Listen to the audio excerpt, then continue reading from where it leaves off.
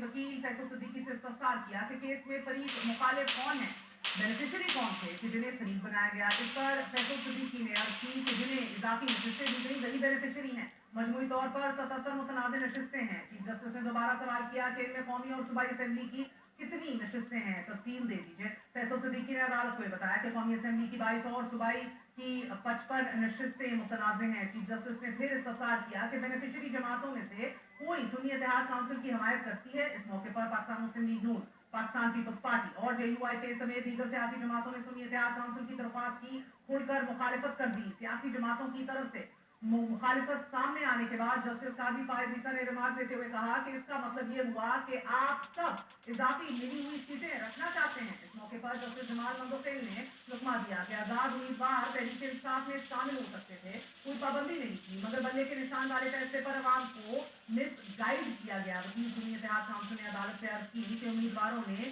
Certificate लगाया था, लेकिन इलेक्शन कमीशन ने कह दिया कि आप आजाद उम्मीदवार हैं। इस मौके पर जस्टिस जमाल मंदोखेल ने सवाल उठाया कि क्या इलेक्शन कमीशन को इख्तियार है कि किसी को खुद से आजाद डिक्लेयर कर दे, जब पार्टी भी कह रही हो कि हमारा उम्मीदवार है और उम्मीदवार भी यही कह रहा हो कि पार्टी को अपना ही कह रहा हो, तो इलेक्शन कमीशन का इसके बाद क्या इख्तियार रह जाता है।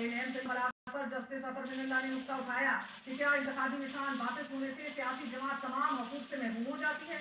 जस्टिस जमाल मंदोखेल ने भी इस मौके पर सवाल उठाया कि क्या इंतखाबी निशान वापस होने के बाद आर्टिकल 17 के तहत कायम सियासी जमात खत्म हो गई थी। क्या इंतखाबी निशान वापस होने पर सियासी जमात उम्मीदवार खड़े नहीं कर सकती।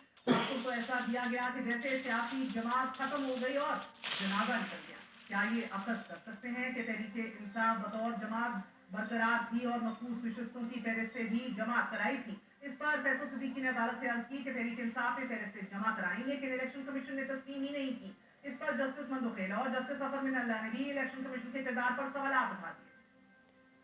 SIC was not a political party because it has neither participated in the election nor has won any seat. तो लिहाजा ये जो बहस है ये तो बिल्कुल ही सेकेंडरी हो गई। जनाब जब पॉलिटिकल पार्टी ही नहीं है लिहाजा जो इंडिपेंडेंट कैंडिडेट्स हैं वो इसको ज्वाइन ही नहीं कर सकते। इंडिपेंडेंट अगर ज्वाइन भी करेंगे तो उसकी कोई अहमियत हैसियत कानून में नहीं है। आपसे गलती हो गई जी, आप नहीं थे पॉलिटिकल पार्टी, इनसे गलती हो गई। PTI ने खुद as a political party contest किया। क्या इलेक्शन कमीशन उस वोटर के राइट को सिक्योर करना उसका कॉन्स्टिट्यूशनल राइट नहीं, एपेक्स कोर्ट या इलेक्शन कमीशन ये अलाउ कर सकती है कि उसका राइट वायलेट